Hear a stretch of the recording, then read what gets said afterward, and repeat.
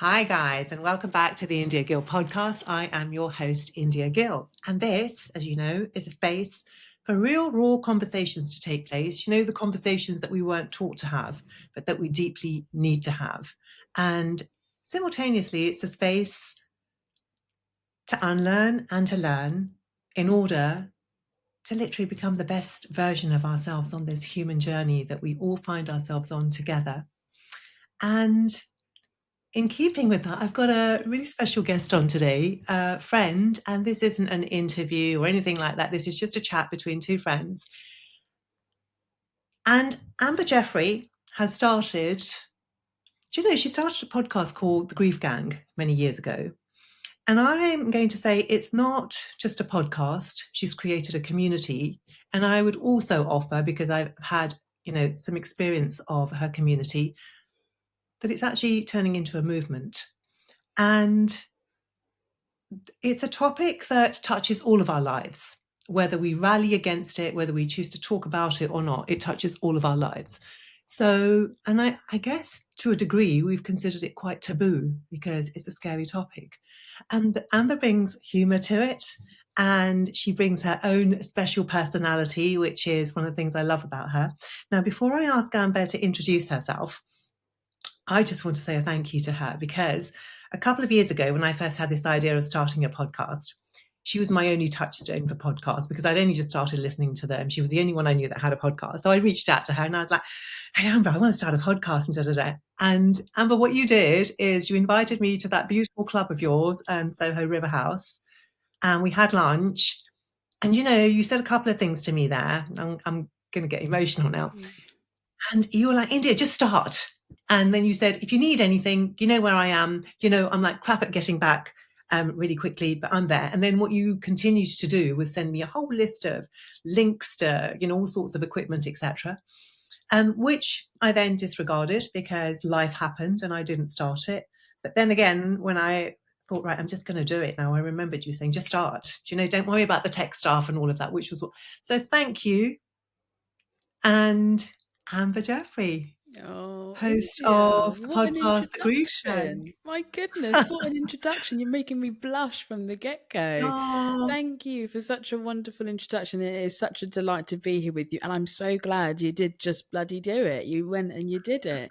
And oh, you don't need to hold anything of not taking my advice or anything when it was. We all press the go button when we feel ready to. And all it matters is that you've arrived now, right? And you're doing the thing now. And that's the part of, no one starts perfectly. Gosh, when I think about when I started the podcast, which of course I'll go into a little bit about, I had not the foggiest idea. I was really like, I have no idea what I'm doing here. It was truly terrible. And but that is part of the journey, the word journey. I know it's a bit of a cliche, but that is the part of, stumbling as you go, and then you find your formula and then you rehash at your formula again and again and again. And that is the complete fun, specifically in podcasting. And really, I guess any sort of creative expression, you don't start perfect, you just start point blank. But thank you for inviting me on. It really feels wonderful to be here. And it's so amazing to kind of the meshing of, now my new world and the work that I do and how you align in that as well. And kind of both of our previous worlds from our ex-airport days, which I'm sure we'll have a little giggle about as well. And like, what are the chances, India? Imagine if when we were at Virgin many moons ago, if someone came up to our desk and said, you two will do a podcast one day and you'll be doing this and you'll be doing that. We'd be like, what? Like, just give me your bag and let me check you in and off you go. We'd our think little they're Virgin Delulu. community. Thank you, Richard Branson. Thank you, for Richard bringing us Branson. together. Thank you, Big Rich, you absolute legend.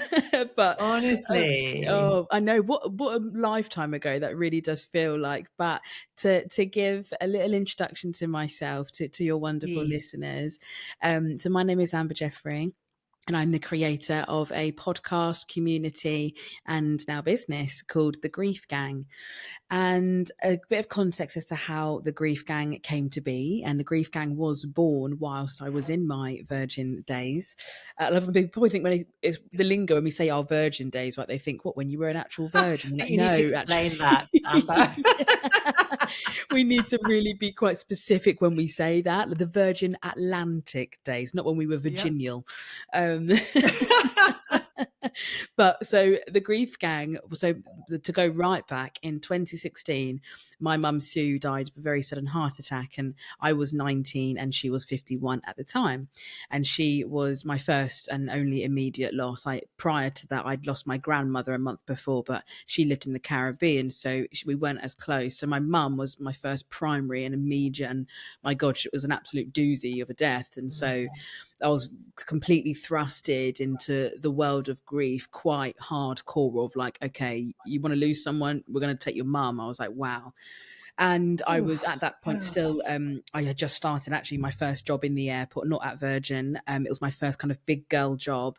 And I was just kind of finding my feet in the world and in my career and in my sense of self and my, trying to build what was my moral compass. What are my values as a young adolescent woman and amongst my peers as well, trying to experience life.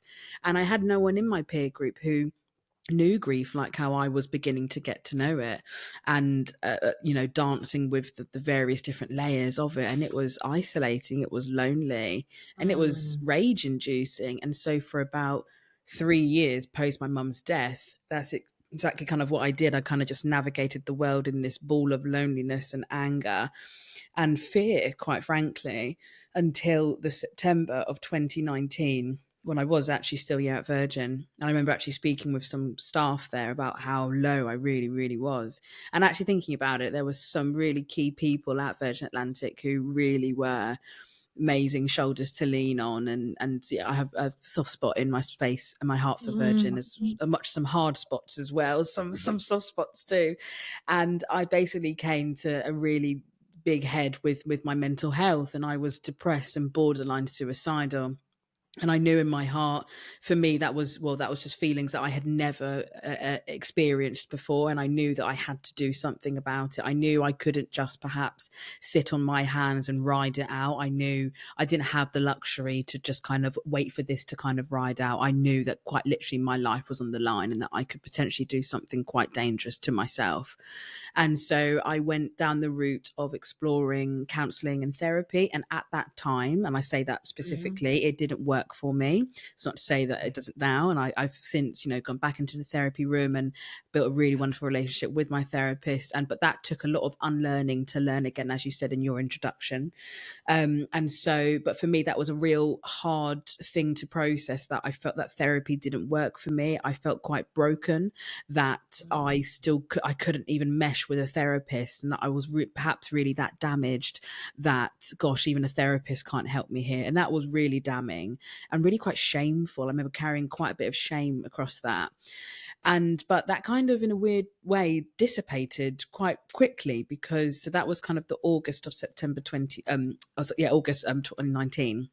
And then by the September, myself and my partner, we went away on a holiday to Morocco. And at this time, I was beginning to listen to podcasts. Like, podcasts were kind of becoming the thing. Like, they were kind of getting onto the scene a little bit.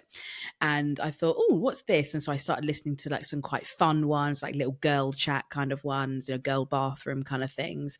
And then I thought, whilst we were literally, I can see it in my mind's eye, we were in Luton Airport in the gate room. And before we got on, I thought, let me just see if there's some grief podcasts out there. And so I threw in grief into the search bar and had like probably about two handfuls of podcasts come up. And I thought, oh, shit, like there's actually an appetite for this. I wonder what these people have to say. And so I downloaded a few to listen on the flight, and I listened and I was like, wow, this is great. And I was really absorbing it. But there was just this small part of me that was like, something's missing here. Like, there wasn't really at that time someone who was speaking for me at that age. I was 22. 22 or 21, turning 22 perhaps, and there wasn't someone who was speaking from the active place of being a young person actively going through grief in that moment. They were almost talking about it from a distance, which I could appreciate because I knew that was giving me information for when I eventually arrive at that point. But I was like, I needed something here and now of someone talking about what the experience of being a young person talking about grief is. And so that kind of like just sat in the back of my mind for the holiday. And as the days transpired, I kind of just went completely delusional. There was a really bad case of food poisoning, so that really probably assisted it as well. And I just sat there on a sun lounger with my partner, and all of a sudden I just went, I'm going to start a podcast. I'm going to do it. And my partner was quite like, what? Because I hadn't voiced really any of this. It was just all internally in my mind, these thoughts going on. I was thinking, should I do that? That's quite interesting. Maybe that could be quite fun. And I just kind of sat in a sun lounge. I turned to him and said, I think I'm going to start a podcast. And he said, on what? And I said, grief. And he was like, what? Bring me up to speed. Like, what's your train of thought here? And so I did. And then I remember oh God, it's actually quite lovely to reminisce about these memories. I haven't sat and really thought about it for quite a long while. It'll be 6 years in September. And kind of, I remember searching like how to start a podcast, how to find a name for a podcast. And I remember the first thing it said was, don't run away with the first name that you have. And I was like, I already had the Grief Gang. I just sat there and I went, I'm going to call it the Grief Gang. And then it said, don't run away with the first name that you have. And I was like, sod that, this name is great. And I knew it. And I said, I'm sticking it. Yeah. And I said, sod that. I said, I'm keeping this name. And I did. And I ran with it. And so jumping forward to coming back home, I just came home and I was like, right, I voiced it out loud and I was like, I have to follow through with it. I kind of couldn't put it into the ether and not follow through. And so I came home, I bought the equipment, that same equipment that I sent to you. This is the same equipment that I have had since day one and it's never failed me. It's quite clunky, but it does the job. It's my trusty equipment. And I bought it on Amazon, spent a little small fortune on it. And just sat down one day and told my story, recorded it from A to B, every minute detail of what happened to my mum and what happened to us, what has happened in those previous 3 years, just really essentially diary dumped. I then created the Instagram account and I remember sharing it on like my Facebook and my Instagram, and lots of people from the Virgin Atlantic family were so supportive, and friends and family. And at that time, India, it wasn't a thing of I'm going to make this whatever it amounts to be. It was just I need to just say a lot of things about what's been on my head and my heart for the past 3 years. And if it helps at least one person, then I think I'll be really, really happy about that. And so I shared my story and other aspects of my grieving process up until that point. And as I began to share, it transpired and grew bigger than just my friends and family, reading it and supporting it. And it started to reach strangers and other people, and they would respond, whether it's to the podcast or the content I was putting out, and say, yeah, me too. I understand what you're saying there. And then some more. And I was like, wow, there is a community out here of people who are, not only experiencing this, but ready and willing to talk about it. And that was the part where it kind of changed for me, where I thought, oh, this is bigger than just my story. And I don't want to just share my story. I want to share everyday people's stories of their grief. And that's exactly then what began to happen. And then rolled in COVID. So up until that point, I had been interviewing my guests in person. I was going around the country and meeting people. And then COVID hit and lockdown, and I had to take it all online. And as me and you both know, some people were made furloughed from our jobs. So essentially, I was given this, as much as I didn't feel like it at the time, and how scary COVID and lockdown was, and especially in our industry of work, in the airport industry at that time, that furlough season and that furlough period was perhaps one of the most gifted things that I got, because I was able to one, still earn in some way, and two, have all this time to give to my community and to connect with my community. And that's exactly what I did for the whole of 2020. I just was able to, pour into the podcast. I was able to pour into the community. We did so many things virtually. I was able to talk to them and they were to talk to me, and we got to know each other. We really built from strength to strength. And of course, the devastating aspect that the community rocketed during that year because of COVID and the horrific mass deaths that we were seeing, me and my peers who were doing fellow work in the space were at times the first point of call for people if they lost a loved one. So that was a real shift in kind of the work that we were doing. It kind of went from, oh, this isn't just maybe perhaps a fun little Instagram page that we do. We are actually perhaps a really vital resource. And, learning to understand the responsibility of that to some degree. Then I was 22, turning 23 was huge. Was like, oh shit, this is more than just me and my story. There is perhaps a due diligence by community and by service here. And, am I willing to step up to the plate in that degree? And I'd have people in the space who, perhaps, when I say couldn't step up to the plate, not in critique, but realizing, oh, this is a big deal. This is a big responsibility here. Mm-hmm. And so essentially that was me, and was me for the, from 2019 up until 2023, just doing it alongside my jobs. Obviously I was made redundant from Virgin in the second wave. I got booted out. And then they asked me back a year later, and I said, piss off, but I did come back and I hated it. I was waiting for when this language was going to come in. I'm trying to be good. I'm trying to be good because you're so good, but you're so ladylike, India. You're such a queen. I don't want to be crass in front of you. Amber, I want to start by saying this because people do this to me. They won't swear in front of me, or they'll apologize when they do.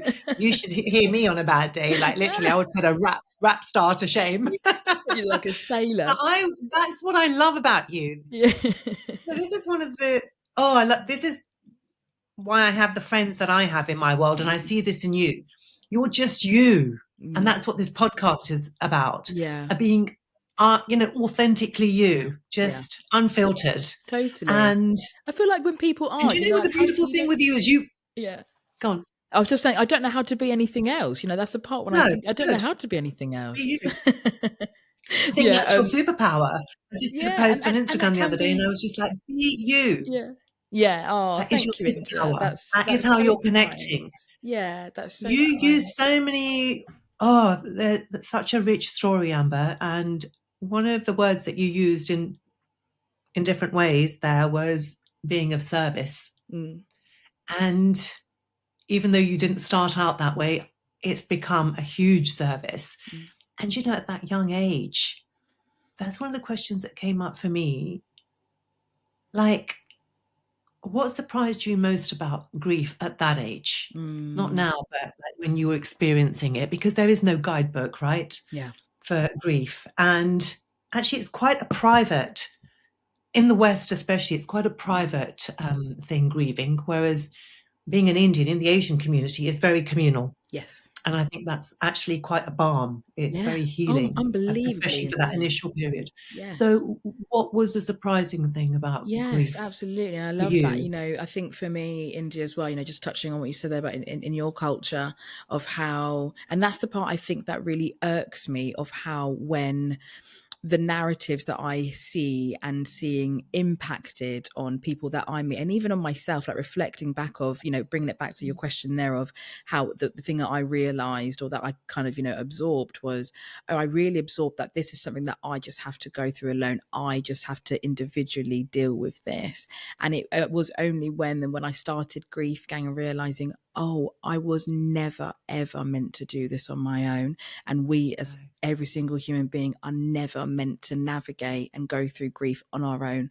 Granted, there are some things that we have to sit with on our own and to process, but for the long part of it, we are not meant to bear witness to our own grief alone.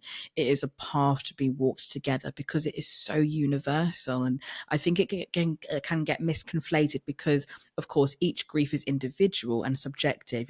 Only we have the relationships with our people that we have lost, but the overall experience of grief is so universal. And particularly this week, I've actually been talking with a lot of people, whether it's been in interviews or friends and family, and all my clients, and how the idea that love is the greatest connector of us all, but actually I think it's grief. But that, in the weird juxtaposition that that grief is love in some way, that it's kind of like almost love is kind of the lovely cushion or the plush that we say is the connector, but actually it's grief that's behind it, that's pulling the strings, and it's that one that's pulling us together. Because when you think about it, when I meet, not only in my life, the people that I have the deepest connections with, whether it's professionally or personally, are people who have walked through grief. And when I say grief, I don't just mean by the death of a loved one.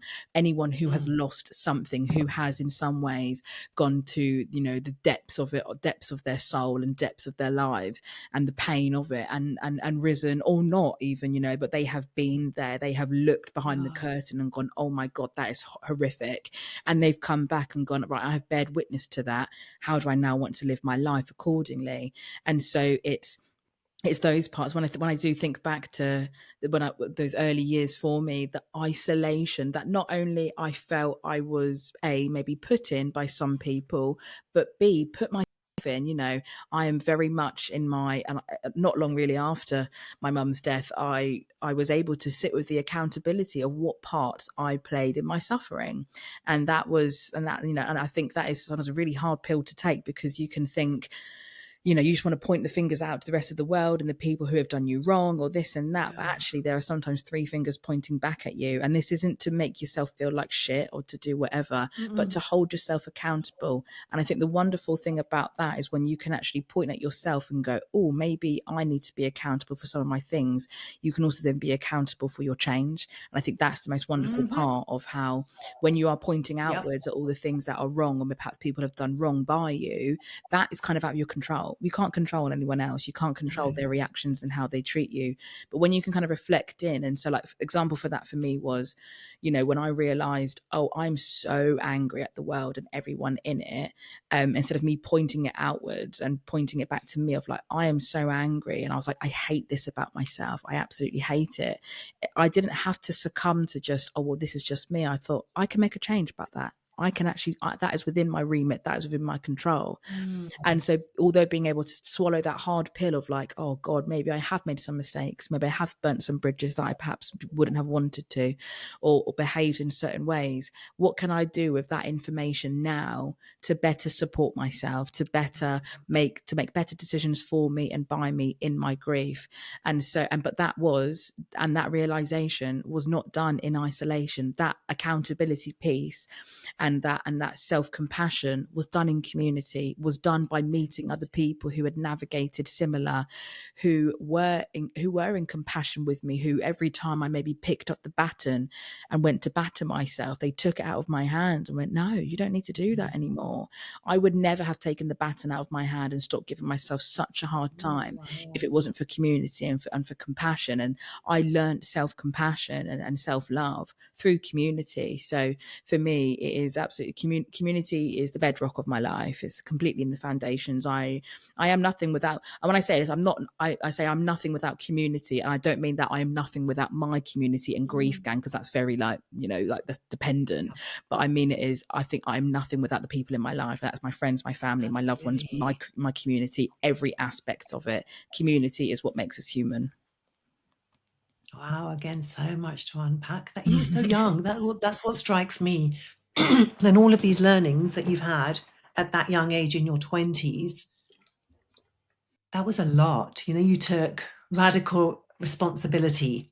And when we take radical responsibility, as much as we don't want to look at our part in things, that empowers us and shows us that actually, when I take radical responsibility for this, I'm in charge. I can change this, which is kind of like what you did, and all these bridges that you'd burnt.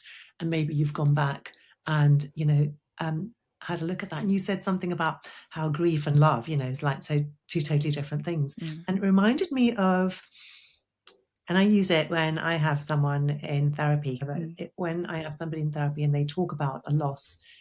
And the way I look at it, and something I've learned, and I don't know where I picked this up, is that grief is the price we pay for love, right? Isn't that a beautiful? I just really love that line. I too. You were so, so, so young.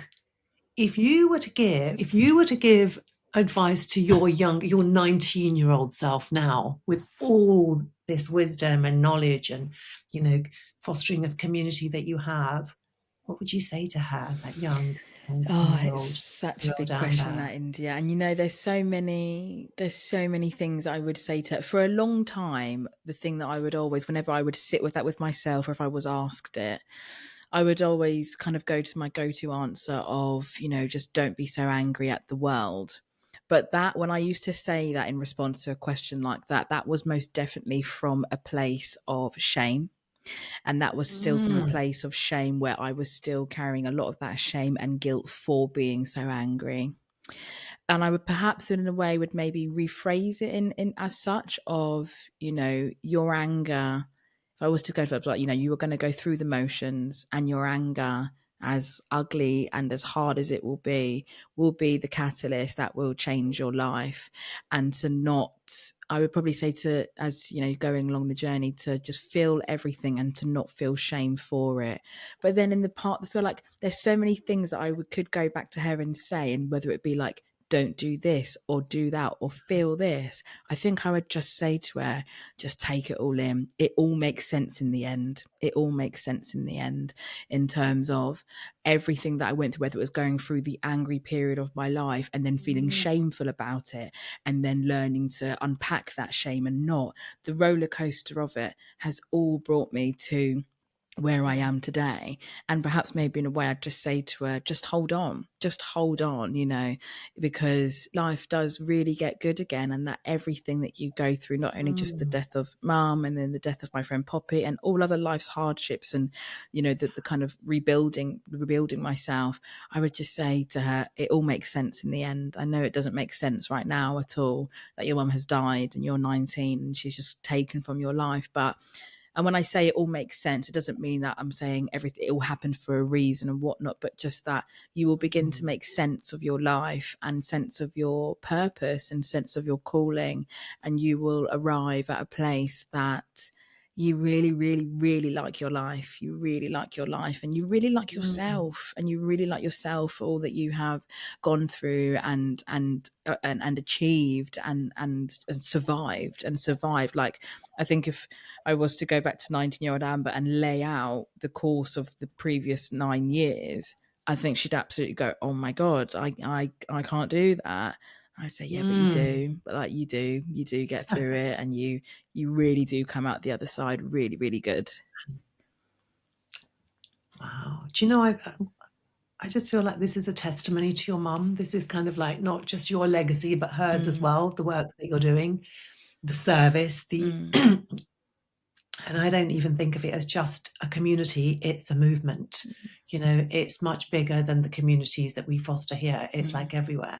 I mean, when I started this podcast, it just reminded me, somebody reached out to me from LA who I haven't been in touch with for years, who mm, hasn't liked, subscribed, or whatever you do. My yeah. niece told me off about that. She's like, but what, it's not like, subscribe on there. She said, that's Instagram. It's like follow, subscribe, and share. And I was like, okay, Avneet. But who was like, oh, I'm listening to it out there. So you with your community and the numbers that you have, oh my God, the service that you're doing is wow. Mm. Yeah, You're, you're it's reaching people that you probably will never know that you've reached, I know, touched. yeah. To me, like, and it is India. I think for me, genuinely, it is never about the numbers for me. As things Mm, grow and things do, I think that is because in context of what I do, I think I know as my numbers grow, whether that is followers, listeners, in whatever quantity it is, I know that that is someone who's clicking the follow on the Instagram or listen to the podcast. That's someone who needs this, and though yes. there is such a juxtaposition in that and a dual edge of how wow, okay, someone is now finding it and they found this service. I'm so pleased about that. I'm really glad they found me and found the community. And then the other coin of, I'm so sad that they need this. I'm so saddened that they have experienced some form of loss in their life, that they need a service like mine. So it's kind of, as the numbers grow and develop and I get to know more people, there is a real, it's almost like quite a melancholy feeling of it, of this kind of subtle joy, but also this kind of sadness that a service like mine and many of my peers is even needed. And I know that might sound silly because it's like, of course people die, but it's just like, it's really sad when you see that number, and I just think, fuck, that's a lot of people who are affected in some way, know what the feelings in my heart is, and that's quite a thing to hold. But it is still weird. I still think, to be honest, that it's only like my friends and family who listen to the podcast, not like however many thousands of people who listen. And I'm like, oh wow. And in a way, I have always stayed like that, and I think that is in a way to one to keep me rooted and to keep me to my mission, and to stay, specifically with the podcast. I've always said I'm never going to have a conversation that I don't want to have myself. I've never been. I've of course had hundreds of messages from people who say, can you talk about this, can you talk about that? And it's not that they're not great ideas or anything. For me specifically, the podcast, that this is my safe haven. It's my place where I go, I'm going to have the conversations that I want to have. And I think that is what has always kept it fun for me. That is what has always kept it not feeling like, oh my gosh, that's potentially thousands and thousands of people listening. What do they want to listen to? I go, well, what I always kind of just root back to, what did 19-year-old Amber want to listen to? What did she, when she was pressing on that podcast, if she was to find, what would she have needed in that moment? What are the people that she should need to hear from and their experiences? And when I say that, it's not just from in the perspective of what does a 19-year-old need, just kind of what are the conversations that, though she might be 19, when she is then 28, as I am now, that she will be able to hear and appreciate, to think of that the longevity of it, of what does that 19-year-old girl need, and that stays at my core, and it's never led me astray. And I think just that is what has kept me just trying to stay me. And I think that is probably what is perhaps maybe set me aside in my work, of that I've never tried to be something that I'm not, because I simply just don't know how to be. No, I don't think you have that. You're capable of that in the nicest possible way. Yeah. Because that is your superpower. And that's what another thing that was coming through for me is, you are now the person that 19-year-old Amber would have needed and wanted there for her. And when I joined one of your grief circles recently, it blew me away.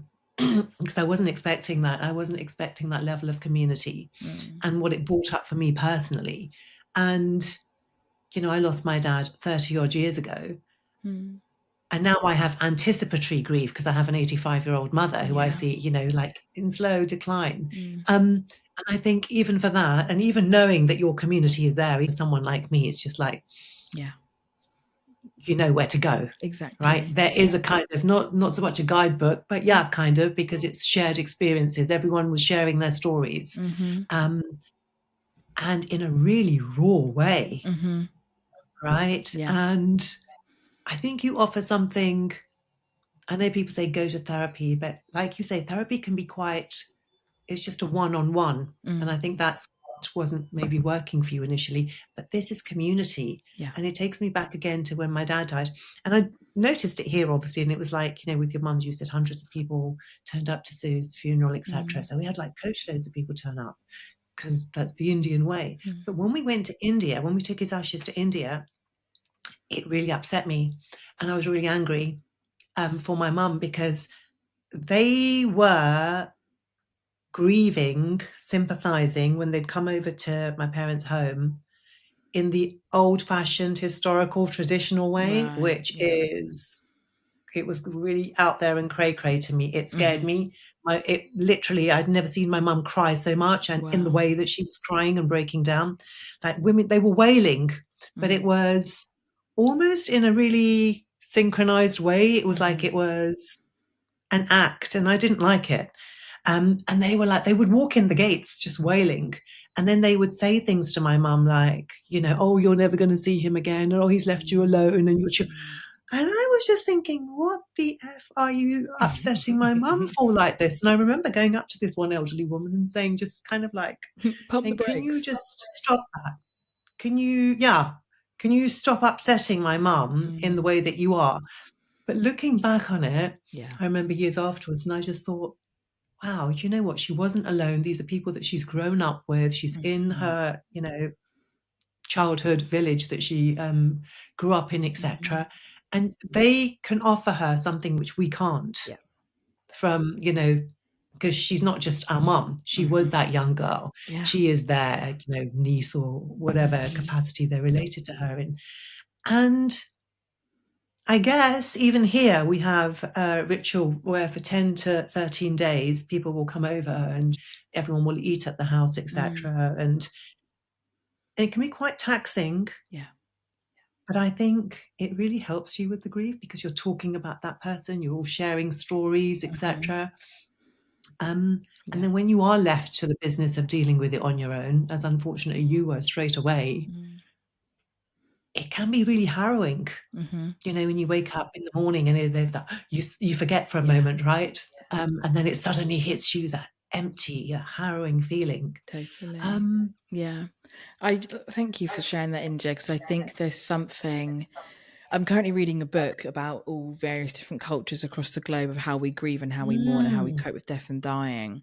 And when I hear, experiences like you with your dad and other people from different cultures, I'm so envious. I'm so envious in a way because, and I think I smile because I think, gosh, there is so much for us to learn, and there is so much beauty in it. And what I loved about what you just shared there of, though I can, and so again, that both and piece, right, of you holding both, gosh, that was really hard to see these people kind of borderline maybe triggering your mum and really taking her to the depths of it and being agonized by that, but then also in time or maybe not long after of holding, oh, that was perhaps possibly one of the most deepest, beautiful display of mourning and grieving of they're calling a spade a spade. This is horrific. He has died. She is now widowed. And they are naming it. They are not kind of just brushing it under the rug, trying to fill it with platitudes of, oh, he's in a better place or this. They are looking at it and going, this is painful. This is end of life. This is a finality. And that is sad. And that is agony, and just calling it what it is. And I think it is actually when we do that, especially in the very early stages. And that's kind of why, like, when you do look at other cultures and how that's kind of something that I feel like is a journey for me to go on and to kind of explore globally what grief, death, and dying looks like, kind of post the immediacy. Because I personally think in cultures that in the immediacy after a death really sit in like the wailing, the mourning, the ritual of what you need to do. The grieving process actually after that, I'm not saying it's seamless or it's easier, but there is a definitely different tone because they haven't got that feeling or that weight of, I don't feel like I've grieved or that I have wailed for this loss. I have not done that. Whereas in our culture in the UK, it is of kind of how, when I think back in context of my mum, she died, the shock of it as well. I think almost in a way too, and in Western society, we don't really know what to do with shock or how to treat it in a way. And kind of probably for your mum going to India and her being able to wail and to break down, for people to almost coax that out of her, to say like, he has gone forever, like letting that penny drop for her and being there to hold her as that penny drops is so like lifting the veil of shock and going, fuck, this really did happen. And to kind of let that seep out of you. And the other thing, that shock just it goes away immediately, but kind of to let that go, let that shock cloak you and go, oh my god, this actually happened, and to acknowledge it. And when I do think shock can be such a massive blocker in actually active grieving. So, and that's what I think in our Western society of how we have, whether it is a sudden loss or not, I'm not subjecting it just to a sudden loss, but my experience of sudden loss of how my mum was here. My mum was here on Friday morning and died by Saturday morning. It was like, what the fuck? How has that happened? And so that shock factor was there. And then going home and like her diary and her papers were still on the table, and like her coffee mug from the morning was still there. How does one's brain compute that? I can still smell her like from the shower in the morning, and like her perfume's like, what? And so how does your brain then compute that and then go into planning a funeral and then go back into going to work. No wonder we are almost so wired with grief and so like, oh my God, I don't know what to do with this, because we simply just don't in our Western society allow even a minute just to go, oh my gosh, No. what has happened here? And that's the part that specifically in our Western world that really does get my goat about of how specifically in the workplaces or even in our Yeah. communities and friends and family, how they are so quick to demand people back to work and or Yeah. back into their social groups and friends and families and dynamics. And then they're shocked when they crumble. They're shocked when they can't write an email. They're shocked when they're perhaps crying at the dinner table with friends, because we're rushing a process that takes time, that takes the rest of our life. And that's not to say that, you know, we just lay down and die and let this grief take us whole for the rest of our days, but in that immediacy, if we just give people grace, just that small bit of grace, whether that, and that will of course vary for different people, whether it is a couple of weeks, a couple of months, maybe a year, who knows, right? But that immediacy, that tenderness is so vital. And it's so vital in how I think the continuous grieving process goes. And that's the part that like it's very heightened, and it is a tall measure of kind of like when someone does die, and the things that both, you know, whether it is friends, family, relationships, working environments, it does feel like a lot is riding on it, because it is really vital of how that person's individual experience of grief will go on to be. If you've had someone die and you have had no kind of community around you, that loneliness, oh my God, that will follow you for a very long time, because you will reflect and go, gosh, when I went through the hardest time in my life, where was my community? Even if you find it still, that wound is really, really deep. A lot to unpack there. And a lot just to even just sit with. The whole somatic release, you know, whether it's like what is talk therapy about? It's about expression. And when we're in solitude, because we do, it doesn't matter if you're in community, you can still feel alone, right? As we know from the losses, that close, you know, losses that we've unfortunately had to experience. But when you're in solitude with that, you need a release, and there will be many people who don't have these communities, and thankfully you're providing this. And I'm only beginning during the course of this podcast to actually realize what a huge, actually it's a bigger service than I actually had even fathomed, now talking about it. But for the people who are on their own and don't have these communities, because there are a lot of lonely people, you know, I find that in the people that come to me. I remember saying to a client recently, well, a few months back, so who's your support system? And this amazing man, you know, like top of his game, profession, everything, he just said he has depression. He says, my medication and you. And I was like, wow, okay, that's like a lot of responsibility. So I was like, okay, let's see who else there is in your life. But even through that somatic releasing that, you know, you touched on with me talking about the wailing, and this is going to sound really freaky, but I'm going to share it anyway. So I live in area where there's a lot of woodland and forest. And literally, if I walk out the door and around the corner, there's a forest there. And sometimes when I just want to release, whether I'm angry about something or whether I've just literally been working a lot, I will literally go there and not just have a scream, because, you know, we've all heard that, scream into your pillow, go somewhere to, you know, cliff top and have a scream or something. But there's this real, the Indian way, and the Red Indians do it a lot. It is a kind of wailing, and there's no rhyme nor rhythm to it. You just go with how you feel and release it. Yeah. And it's beautiful. Yeah. It's cathartic. It's such a release. And it's funny how sometimes it becomes really joyful as well along the way, because you're touching base with you, you know. And I really believe that we here today embody and are doing the work, standing on the shoulders of all of our ancestors. Yes. And what they had to endure and what they had to do. And it's like I had a period when I encountered bullying in a place which we were both at. And lots of people were being bullied by the same person and nobody stood up. And And I just did, because that's just my way, because I'm a Sikh and I'm raised as this little warrior. Mm-hmm. And I remember when I tried to take it up for other people and I was told, oh, you can't, they've got to, it's got to be them who comes forward. And then I started to be targeted, so I did go forward. And do you know why I did it? Someone said, oh, weren't you scared? Or weren't you scared of losing your job? And I said, no. I said, because when my parents came to this country, these rules, laws, and legislations weren't in place. Yeah. They could be racially abused. They could be. My father had to cut his turban in order to get a job. That would not happen today, right? Gosh, And yeah. they did it because they have children to feed. Mm-hmm. And I said, no, because I'm not just doing it for me. I'm doing it for all of these people who haven't had the courage to do it because they think they're going to lose their jobs. Whereas I stand in the conviction that I can't lose my job for standing up for what is right. Exactly. And also, I'd be spitting in the face of my parents, my ancestors, if I didn't use my voice now. Mm-hmm.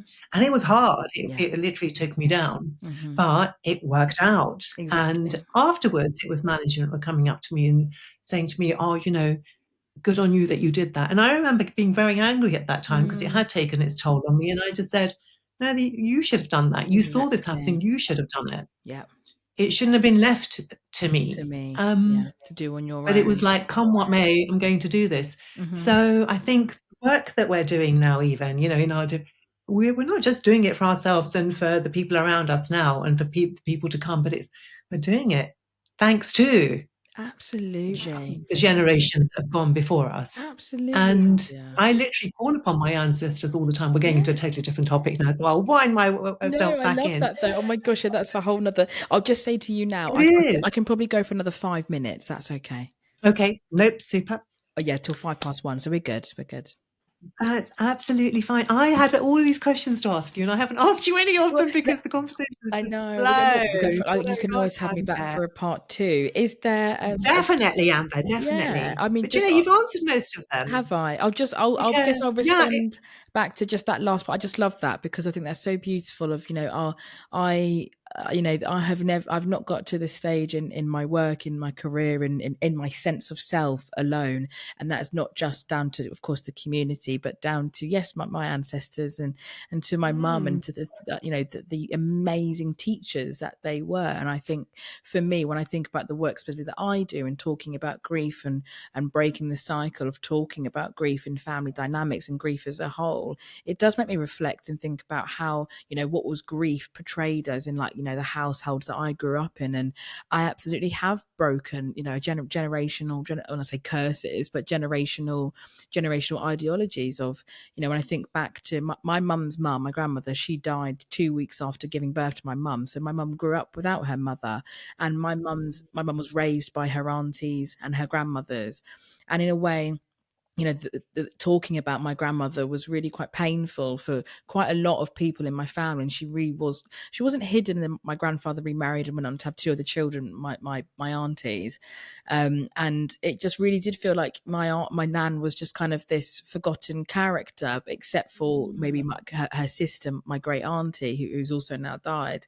And it kind of felt like she was kind of forgotten about. I can understand the pain. She was 22 when she died. It was horrific, and died in childbirth, and there was now this baby without her mother, and the horrors of that. And I think the way grief has kind of been, it was so interesting in my family because grief, the actual pain of talking about her loss specifically was really quite hidden, but there was still such a yearning, or there was still such a display of emotion. I would see my mum sometimes cry but she would always, she's like, I can't grieve for what I didn't have, but there was always still that longing of what could have been. So there was always this kind of gentle tone of grief there, but not really explicitly talking about it. Like grief followed our family and death followed our family, and in a way we just kind of all looked the other way. And I remember after my mum had died thinking, oh, I want to ask my granddad about like my nan, or even when my mum was here, and she was kind of a bit like, oh, maybe don't, like he gets too upset about it. It was kind of like, why can't we talk about these amazing people that have gone before us? Like, I want to know. And it is hard of these things when the memories are so limited, or the people who have had access to those memories are now no longer here. And that's why I think for me, and like specifically my brother, with our next generation and with his children specifically here now, we're very active in that we do talk about mum and what she was like and what she still means to us, so that they don't ever have to, when they get older, speculate about who is my nanny Sue, they have these strong stories that we have fed to them, and they don't really have to speculate. Of course, the grief and the pain, they will never know her, but we're doing our best to bring our ancestors forward and to tell them about them and what they went through and who they were and the joy they brought to lives. She lives on through She our lives on. conversations, through your conversations, right? Mm-hmm. They all live and breathe as long as we keep talking about them. Exactly. I just wrote something down there, and there's two things. And the first thing I wrote down is when you were talking about you'd love to have spoken to your grandparents, etc. A question a lot of people ask is, if you could go back in time and have coffee with anyone, or just if you could have coffee with anyone living or past, who would that be? I'm going to ask you that question, but I remember somebody asked me that question recently on a podcast that I was on. And I didn't even have to think about it, because I just went, my dad, because my dad has been my loss. Yeah. He was my first loss. He's been my biggest loss. And I immediately thought, he died at 54. He was young, like your mum.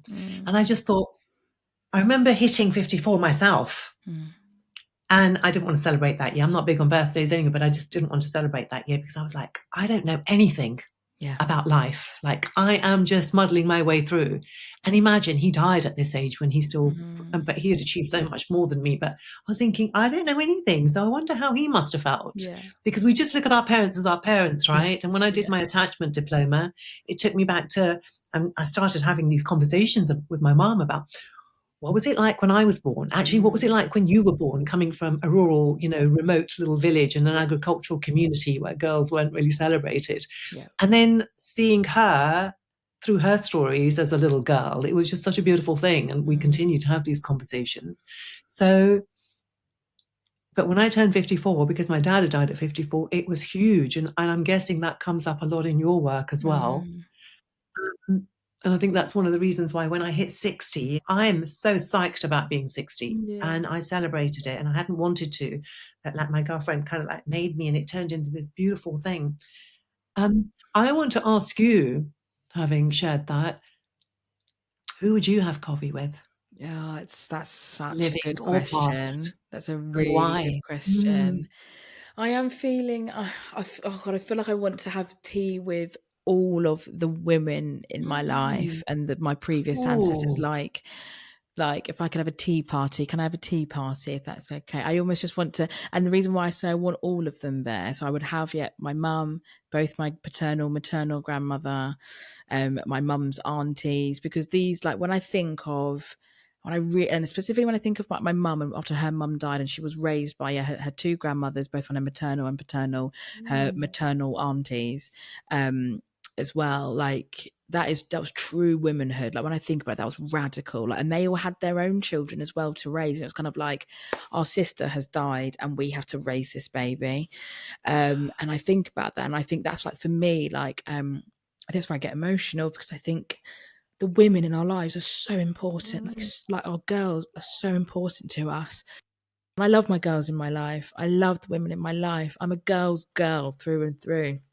And I think if I was just to go back in time and just sit with them and ask anything, I don't know, I'd just be like, what does it mean to you to be a woman? What's their raucous stories of girlhood? And, even maybe asking my mum of like, what was, as you look down the barrel of motherhood. But then I don't even think I'd even ask my mum about becoming a mum, because I just want to ask her about her and what her 20s were like, and just what made her smile, what made her giggle, what made my mum her mum, and learn about her just as a woman, as woman to woman. And I think that's probably one of the most painful things about the loss of my mum, is that we were robbed of, she was my caretaker until I was 19. She was a carer, she was my mum, and we were robbed of the chance to get to know her as woman to woman. But weirdly, India, I feel I've gotten to know my mum so much more in the years that she has died than when she was here. And I feel our bond is really strong, and I get to know her, and I think she gets to know me in more ways than we ever had in those 19 years. Oh, look at us blubbering. And you know what? It's okay. We're both avoidants. Do you know that? So at my core, I'm an avoidant. And I know you are, from listening to your interviews and everything. But the fact And I often wonder about your humour and how that used to initially really play a big part, and how that was a little bit of a like, oh, let's just keep a little bit over there. I love that this is a side of you that I don't see. Yeah, And and you know it is. I feel I do feel that avoidant part, but I think there is part of me. I have no problem crying and getting into the bones of it. I think I love the balance of both, of being able to laugh through it or to have a jest, but to also go like, gosh, yeah, I speculate and think, you know, I should never have had to lost my mother at 19 and the agony of that. But, and again, that both and piece of there's been so much pain in my 20s, so much pain. But I would be remiss if I did not acknowledge the joy as well. Amber Jeffrey, thank you so much. It's been an honour. I'm going to cry. It's been an honour. And this is what your community is about. This is really demonstrative of the kind of conversations that you have in your, grief circles. Thank you so much. Thank you, India. It's been a real honour, honestly. And can I ask, if people want to connect with you, which I'm sure people will, where can they find you, Amber? Of course. Thank you, India. It's been an absolute delight. And yeah, it just feels like old times, us just chatting in the lunchroom at Virgin. If you want to find me, you can find me. My website is www.thegriefgang.com, and on there you will find a whole host of like my services that I offer, such as the Grief Gang group circles, which are the most popular kind of service where you can find and meet others in the community, and we go through a 7-week program essentially together, or one-to-one mentoring. So that's all the kind of businessy stuff up there. And then if you want to connect on social media, I'm on all platforms, the Grief Gang, and of course the Grief Gang podcast. And come into the DMs. I will, as much as I can be really slow with replies, I will always endeavour to get back to you and share or signpost you to, if I can't offer you something, to signpost you to somewhere that will. And just know that there is a humongous community out there waiting for you should you so need it and desire it. Thank you. And as you say, it's the gang that you didn't choose to be a part of, right? But there is a community there to support. Exactly. Amber, thank you. If you just hold on, because I want to chat to you just a moment. Of course, but of course. Thank you, everyone. Thank you, Amber. But thank you, everyone, for joining Amber and I, and in this little chat of ours. I really value your time. I know time is precious, as Amber's just mentioned. She's just dashing off for something, and it does take us time sometimes to respond. But thank you so much. I really value your time for listening wherever you are. And for those of you who are new here, welcome.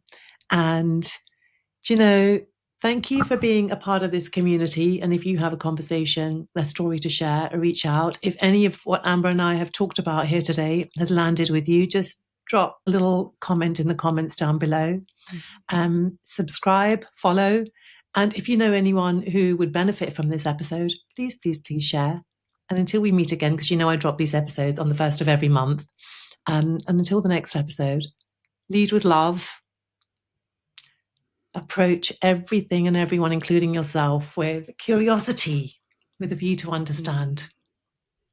Thank you. Thank you.